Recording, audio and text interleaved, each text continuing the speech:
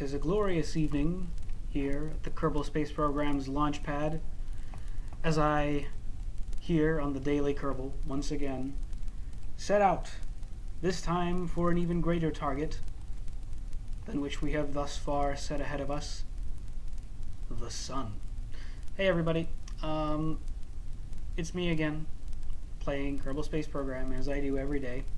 Brace your ears for the launch. Oh, hey, that was pretty quiet. I've been kind of talking about this in the previous episodes that I've run. We got some stuff to take care of. We want to eventually successfully land on Duna and then start establishing colonies there. And more importantly, landing on Duna is easy. I want to land on Duna in a way that we can then get back up. So, that involves doing a bunch of stuff that I've not yet done. What I'm doing right now is not necessarily a part of that. This is just something that I want to get out of the way because I don't know how long it's going to take me to start doing my Duna operation. So until such a time as I can, I want to make sure that I have all other contracts on my list taken care of. Because a lot of time flies by when I fast forward time to go all the way to the correct point to perform the Duna insertion. So what we are going to be doing today is sending up a probe into a solar orbit. If you remember, on the last episode, as we check out the starry sky headed out towards space once more, in the previous episode, I briefly glanced over some of the contracts that I still have to do. Most of them are involved in constructing our Ike station and gathering science from Duna's surface and planting flags on Duna's surface and yada yada yada. One of them is to map asteroids passing by Duna's surface, or passing by Duna's sphere of influence, with a Sentinel telescope. That is a piece of scientific equipment that I have used only once so far, and I do believe I did it off camera. So this time I will not do it that way. This time I'm going to record it straight from launch. Step one, of course, is, as always, getting out into orbit. A much easier task with an object this small. Basically what we're going to be doing is we're constructing the Kerbal version of the Hubble. Although I will just straight up admit this, I know practically nothing about the Hubble telescope. The Kerbal Space Program asks me to put this in solar orbit. The Hubble telescope, I believe, is in Earth orbit. It would be very hard to repair it otherwise. So basically what's going to happen right now, and the other reason that I want to do this now is because this is another one of those contracts that can take a while to complete.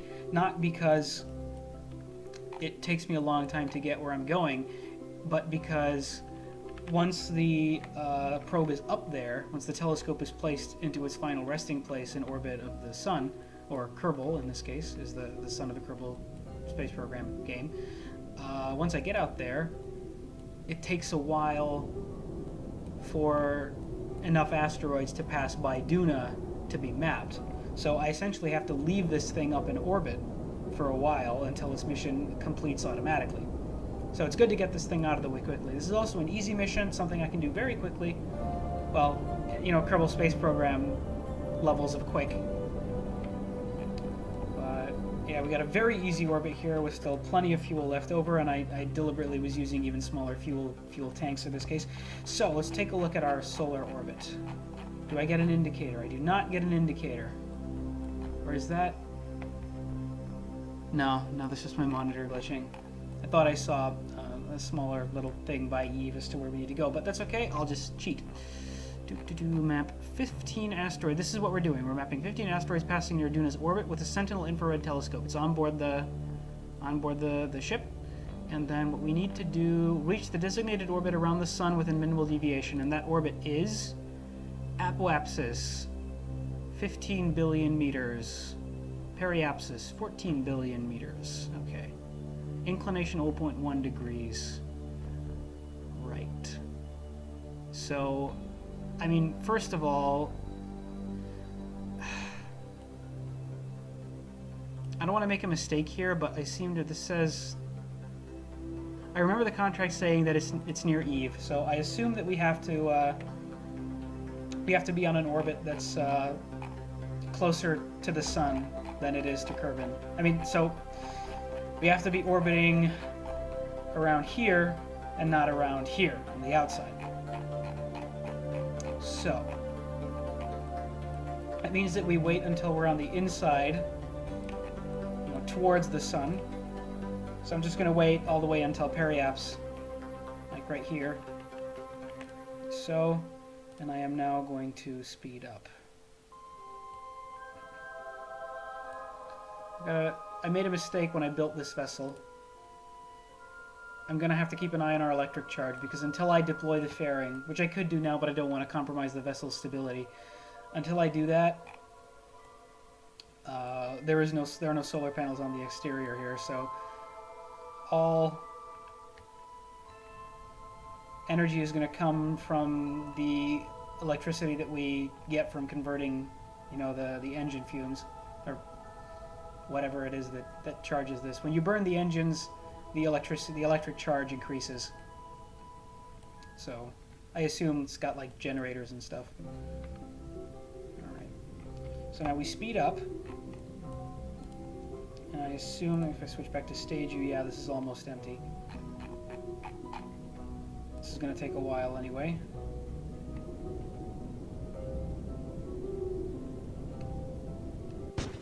Okay, that was our large engine. And then we switch our stage to the Poodle. And I think this is the point where I'm going to deploy the fairing. There we go. So this is our probe. This is our baby. I'm also going to extend this antenna. So I don't want to fall into the trap that I was in the last time that I lost signal and then I couldn't do anything with this because the antenna wasn't extended there. And I'm also going to, I think it's okay for me to do this. I think I can just extend the solar panels and not have to worry about, oh boy. Alright, I'm going to cut the engines now because it looks like we managed to get into a solar orbit. Yep, there we go. I actually burned too far. But it looks like I'm also burning on the wrong side. Yes, I'm definitely burning on the wrong side. Okay, so here's what I'm going to do. I'm going to fast forward for now.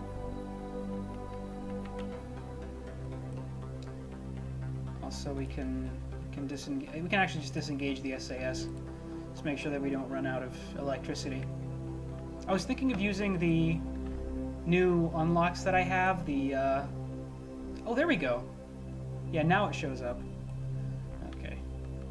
This is a good thing to know then, that I should have just checked to see what Kerbin's periapsis was around the sun. What Kerbin's orbit statistics are. Anyway, we're going to want to engage SAS and then speed up.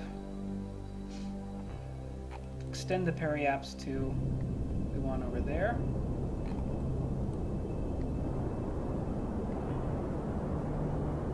Hopefully we have enough fuel to do this. There we go. And so we're going to want to get this up to roughly 14 billion meters. That would be 14 million kilometers. Look at me doing fancy decimal math conversions. Metric math conversions. Whatever. Okay, periapsis has now become our apoapse. That looks good enough. Alright, so another thing that I'm going to want to keep an eye on just as I do this, because this is going to be one of those long fast forwards again. Our electric charge is going down like that because we don't have our vessel oriented properly. There, like that. It's the best way to make sure that it always hits the sun. Let's disengage the SAS. Make sure we're not burning too much electricity. And now we just kind of fly. Okay. Also make sure that I don't overshoot our the spot where we want Kerbin to be for our Duna launch. I sent another spaceship, by the way, up to the station. It's basically what I've been doing in between episodes, is I've been trying to think ahead. I don't want to do this many times because it's gonna cause us to lose contracts. Also going to want to keep this on just to make sure that we always have not first hop but path. Yeah, want to make sure that we always have a good path to. Okay, we're almost near Apoapс. I'm actually going to wait until we get to the periapsis of the targeted orbit instead, because that's going to adjust our orbit based on the spot that I'm in. There we go. And now once again we activate SAS and orient ourselves prograde. Now we just wait until that second blue circle disappears.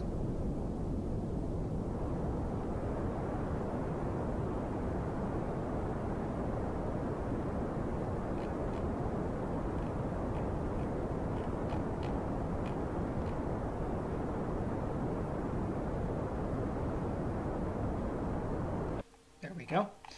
So this means that our satellite is now in the correct position. I'm also now kind of remembering that it wants us to map the asteroids hitting Duna, so of course it would want us to be closer to Duna than to Kerbin. That was my mistake. That was my silliness. Also, for some reason, we are now not facing toward the sun again. There we go. Now basically all I do is, I can even just leave this here the way it is. Not that I'm ever really going to come back to use any of this, but now what I do is I start object tracking. And that's it. From this point on, the mission is practically done. I mean, as far as our control allows anyway. So from here on out, the telescope is just kind of going to be drifting out here. And it's going to be watching as asteroids pass near Duna. And when it does, it's going to mark it. This is kind of a quest that is completed passively. I think if I go over here, it's, yep. The mapping process will happen passively over a length of time as long as any active sentinels are near the specified orbit. They do not need to be newly launched. You will receive progress notifications as suitable asteroids are mapped. So basically now we just kind of return back home and continue our business as usual. And then every once in a while, we're going to get a little pop-up and the little green text that we get here in the middle of the screen telling us that another asteroid has been mapped. And that's it. So before I kind of close out this episode, because that's really all I had planned for this recording. It's very short, but stuff like this happens too. I'm going to take us back to the Kerbin station just so I can show you what else I've been up to.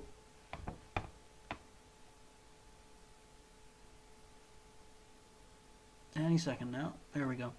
Starting to get a bit crowded up here, you might notice. So this is the vessel that we saw last time already. It's a fuel carrier. If I open up this, an ore carrier, excuse me, I keep saying fuel carrier for some reason. So we got the ore carrier here. It's got room for, I believe, 750 units of ore. It's not a lot, but the craft itself is small, and I think that this vessel could easily land on Ike, and it might not have enough fuel to get back up, but Ike fortunately does have a fuel manufacturing capacity down there, so I can make fuel to launch back up into orbit. Even though the orbit is not aligned with the station, we should be able to still dock while we're up there. And then this vessel, because I figure, you know, why not? If I'm going to make another Duna flight, I might as well get as many things out of the way as possible, so that the next time I send spaceships out there, it's going to be specifically for the purpose of landing on Duna. This is an updated version of this. This used to be what I wanted to be like a stationary shuttle carrying crew from one station to the other, but now I got this one, which does the same thing, only it's prettier. And I think a little bit better too. It's got, this is literally just there to carry crew. It's got a ton of space for rocket fuel. It's piloted by, propelled by 3 Terrier engines. And it's got a crew pod right here. In total, it can carry 6 Kerbals, and it also has a drone core, which means that it doesn't have to have a pilot on board. It can fly itself. I should probably start doing that more often, adding probe cores to spaceships that have crew pods. I have command pods in them, just, you know, in case I need to fly it by itself. And I'm thinking about what to do with this, because with this guy being docked here, you'll notice that I did go back and undock and rotate the space construction vehicle to, not be in the way of this docking port anymore. We are now kind of officially out of places to dock on this station. Small docking ports, anyway. Something about that is going to have to be done in the future, and that probably means getting rid of this one. This craft, I believe I called it the Odysseus. We don't need it anymore, and we never really needed it in the first place. We always kind of had spaceships that could do what it did without it needing to be here at all. Just because Kerbin is right here, we don't going to and from Kerbin is a lot easier. But we actually are going to need a shuttle like this around Duna, almost for certain. So we're going to be doing in the next episode another parallel launch where I send 2 spaceships simultaneously out to Duna. And because I don't want to keep sending Kerbals out there before I have a good means of bringing them back home, I want to kind of minimize the amount of piloted space vessels that I send out there. That's why I put a drone core on this one. So this is going to be piloted by Brooke. That's why we brought her up here in the first place. This one is going to fly by itself. And they're both going to go dock with their respective stations. I might dock them both around the Ike station. But this one definitely has to go to the Ike station, because the primary function for it is going to be carrying fuel between the Ike outpost and the Ike orbital station. But it will also serve the purpose of carrying ore, if it needs to, between the Duna and Ike stations. Now, I am going to go back to the Space Center before the torque on the various vessels on the ship tear the station apart. That can't happen if I'm not here. This is kind of poor man's problem solving. Just pretend the problem's not there and it'll go away by itself. Anyway, sorry for the lecture at the end of this. This is just... I get excited about this stuff. I get excited about planning things like this. So the next thing that I'm going to do right now, I'm probably just going to record this right away. So after I cut the recording and end the episode, I'm going to fast forward time. This is the assembly building. I'm going to fast forward time to the point where Duna's at the right phase, and then we're going to fly out to Duna. Very next opportunity we get. So thank you very much for watching, everybody, and I will see you next time.